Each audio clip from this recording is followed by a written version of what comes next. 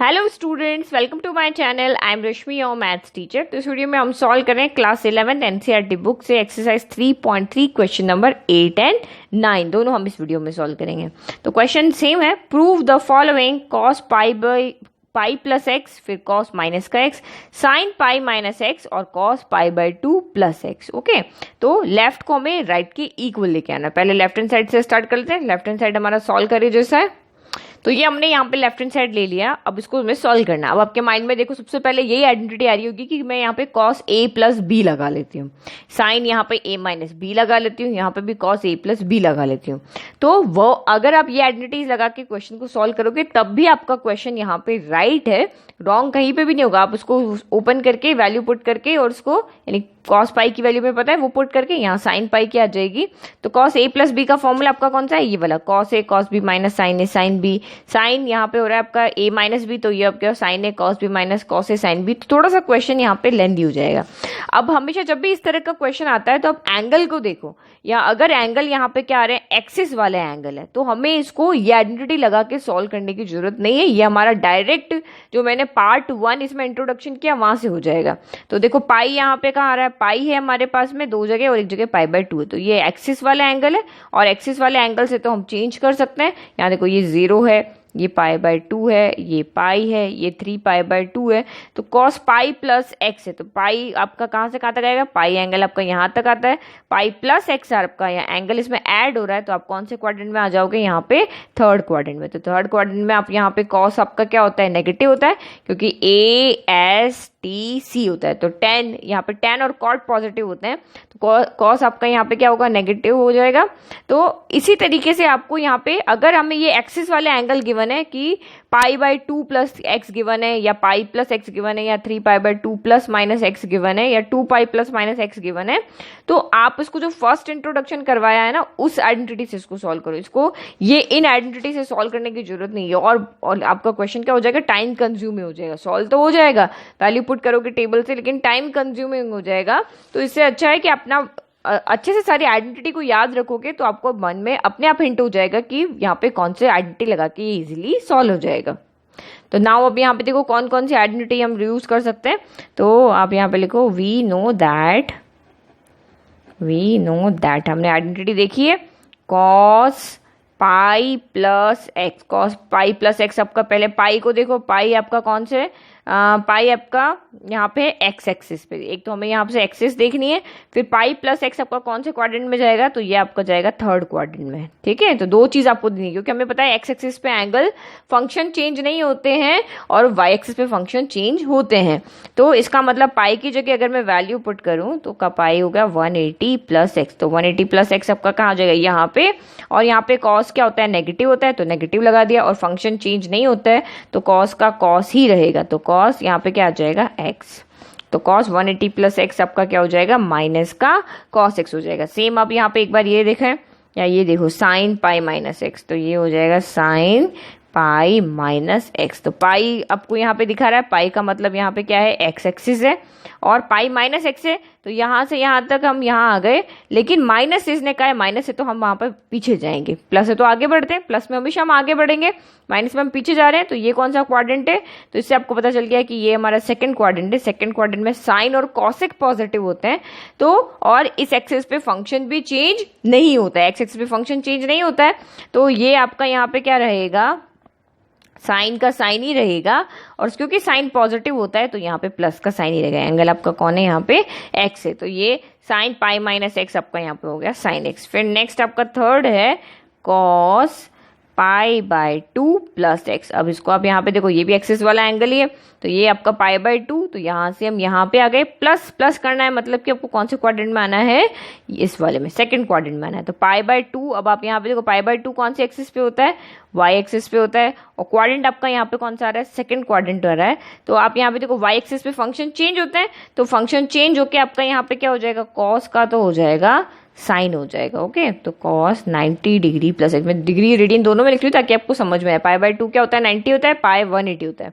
तो यहाँ पे फंक्शन चेंज होते हैं, फंक्शन चेंज हो जाते हैं, तो ये हो गया साइन, एंगल आपका यहाँ पे x है, और सेकंड क्वाड्रेंट में आपका cos क्या होता है, नेगेटिव होता है। साइन और cosec पॉजिटिव होते हैं ओनली, ये आपका नेगेटिव होता है। तो ये तीनों हमने यहाँ पे सॉल्व कर लिया। अब आपको सिर्फ पुट करके और यहाँ पे इसको आंसर लेकर आना है।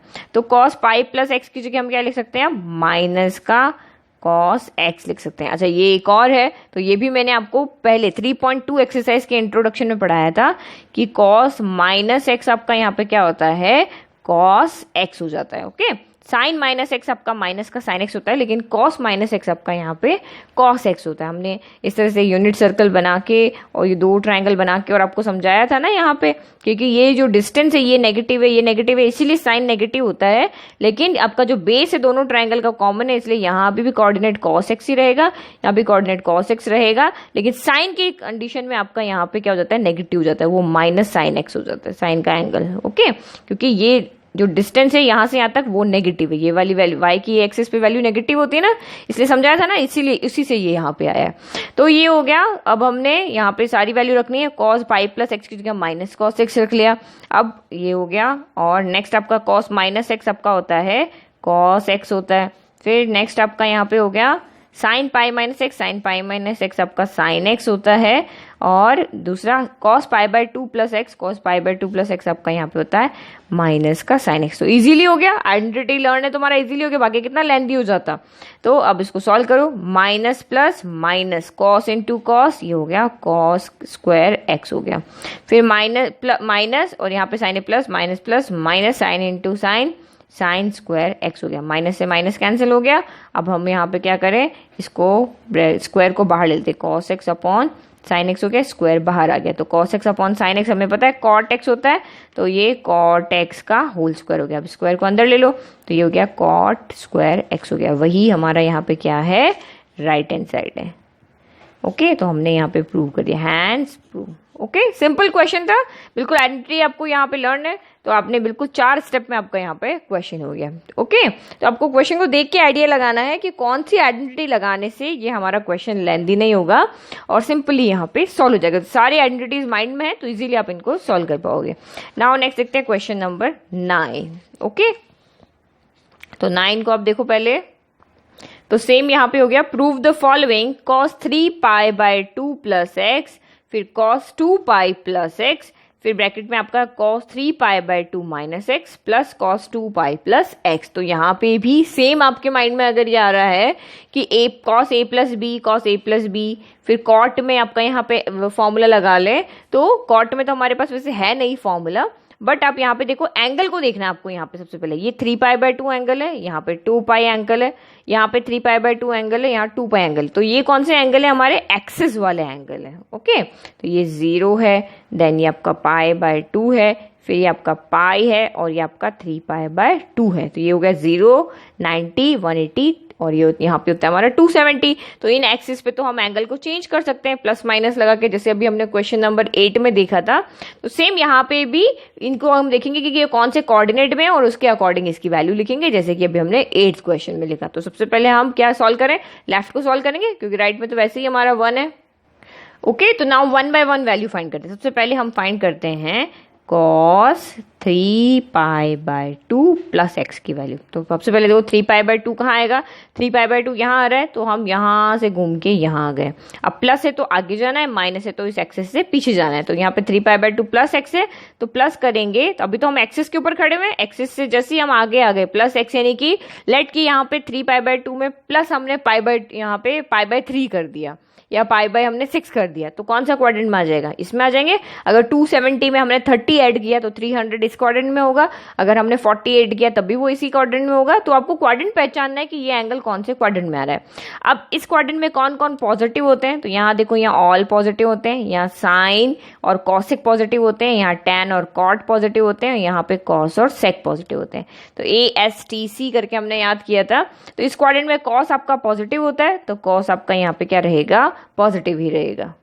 ओके, तो 3 पाई बाय 2 हमारा 270 होता है, और नहीं पता चल रहा है तो आप यहाँ पे पाई की वैल्यू पुट करके भी इसको सॉल्व करके सकते हो। ये देखो, ये 180 हो गया डिवाइड बाय 2, तो ये 90 टाइम कैंसिल हो गया, 9 × 3 270 हो गया। इस तरह से आप इसको एंगल भी पता कर सकते हो। अगर आपको रेडियन पता नहीं चल रहा, समझ में नहीं आ रहा, तो इस तरह से आप इसको डिग्री में चेंज कर लो। तो cos 270 प्लस एक्स हो गया। 270 से आपको यहाँ पे पता चल रहा है ये कौन सी एक्सिस है, ये हमारी y एक्सिस है। तो y एक्सिस पे क्या होता है, फंक्शन चेंज होते हैं, तो फंक्शन चेंज हो जाएगा। और cos यहाँ पे क्या होता है, पॉजिटिव होता है, तो आप यहाँ पे cos और फंक्शन चेंज होंगे, तो cos का तो हो गया आपका sin x हो गया, और sin यहाँ cos पॉजिटिव, तो पॉजिटिव ही रहेगा। ओके, तो सबसे पहले आपको ये देखना है कि क्वाड्रेंट कौन सा है। इससे हमें यहाँ पे ये पता चला कि एक तो फोर्थ क्वाड्रेंट है, फोर्थ क्वाड्रेंट में आपका यहाँ पे क्या होता है, साइन आपका देखना है। फोर्थ क्वाड्रेंट में cos पॉजिटिव होता है, तो साइन यहाँ पे आंसर पॉजिटिव आ गया। फिर एक्सिस कौन सी है, y एक्सिस है, y एक्सिस पे फंक्शन चेंज होता है, तो cos का यहाँ पे साइन हो गया। दो चीज हमें देखनी है। नाउ नेक्स्ट cos 2 पाई प्लस एक्स देखते हैं। तो ये आपका हो गया cos 2 पाई प्लस एक्स हो गया। अब 2 पाई आपका कहाँ पे आता है, तो 2 पाई के लिए आपको पूरा कितना चलना पड़ेगा, यहाँ से ये हो गया π/2, ये पाई, ये 3 π/2, और ये यहाँ पे हो गया 2 पाई। ओके, 2 पाई यानी 360 डिग्री होता है। 180 इंटू 2 आपका कितना हो जाएगा, ये हो गया cos 2 इंटू 180 डिग्री। पाई का मतलब 180 होता है, प्लस एक्स, तो ये आपका हो गया cos 360 डिग्री प्लस एक्स हो गया। तो अब आप यहाँ पे देखो, फिर से 360 डिग्री है यहाँ पे, तो 360 डिग्री, जीरो की लाइन भी यही होती है, 2 पाई की लाइन भी यही होती है। तो 360 डिग्री आपका कौन से एक्सिस पे आता है, तो ये आता है आपका एक्स एक्सिस पे। तो एक्स एक्सिस पे फंक्शन चेंज नहीं होता है, तो यहाँ फंक्शन चेंज नहीं होगा। और फर्स्ट क्वाड्रेंट आपका, यहाँ क्वाड्रेंट कौन सा हो रहा है, आपका फर्स्ट क्वाड्रेंट हो रहा है। फर्स्ट क्वाड्रेंट में सारे जो हमारे ट्रिग्नोमेट्रिक फंक्शन सारे ही पॉजिटिव होते हैं, तो एक्स एक्सिस पे फंक्शन चेंज नहीं होगा, तो आप इसको cos लिख लो। फर्स्ट क्वाड्रेंट में साइन पॉजिटिव होता है, तो ये पॉजिटिव हो गया, और एंगल आपका यहाँ पे हो गया x हो गया। सिंपल। नाउ नेक्स्ट हम यहाँ पे देखते हैं कॉट के लिए। तो कॉट के लिए 3 π/2 है, तो कॉट में 3 π/2 सेम यही से हम लिख लेते हैं 270 डिग्री माइनस एक्स। अब सबसे पहले देखो, पहले क्वाड्रेंट कौन सा आ रहा है, तो ये आपका 270 यहाँ होता है, तो यानी कि हम यहाँ से यहाँ आ गए, जैसे पहले आए थे ना। लेकिन अब आपका यहाँ पे क्या है, पहले प्लस एक्स था तो हम आगे बढ़ गए थे, अब आपका माइनस एक्स है तो हम इसी क्वाड्रेंट में रह गए। इस एक्सिस से हम कहाँ हो गए, थोड़े पीछे हो गए।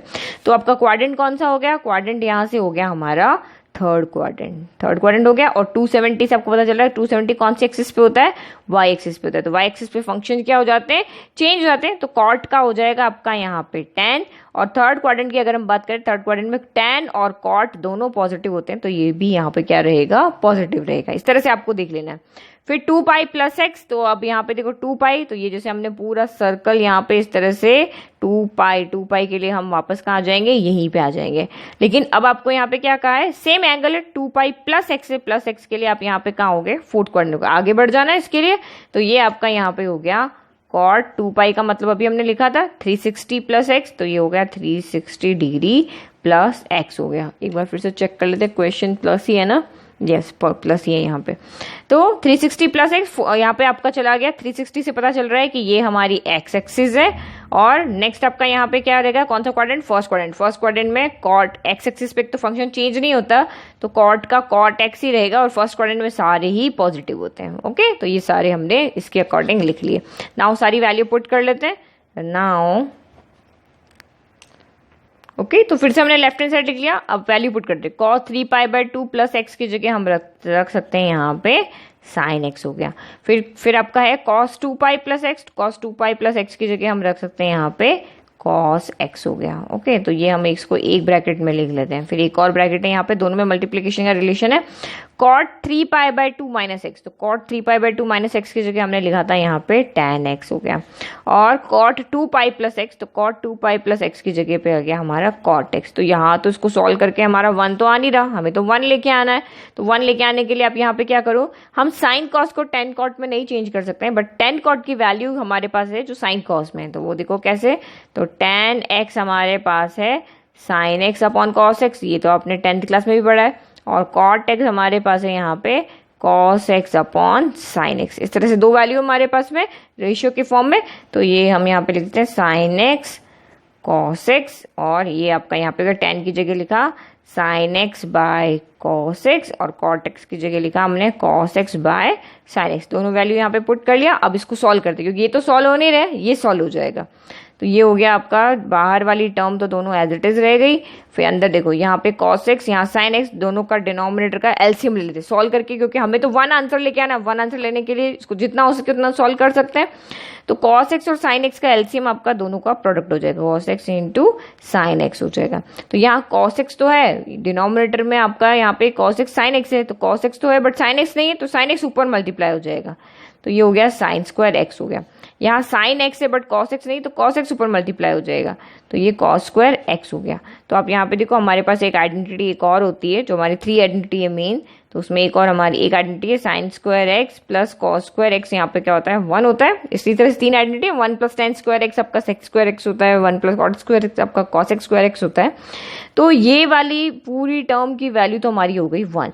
और यहाँ से देखोगे तो साइन एक्स से साइन एक्स कैंसिल हो रहा है, कॉस एक्स से कॉस एक्स कैंसिल हो रहा है, क्योंकि ये दोनों टर्म न्यूमरेटर में, ये डिनोमिनेटर में है।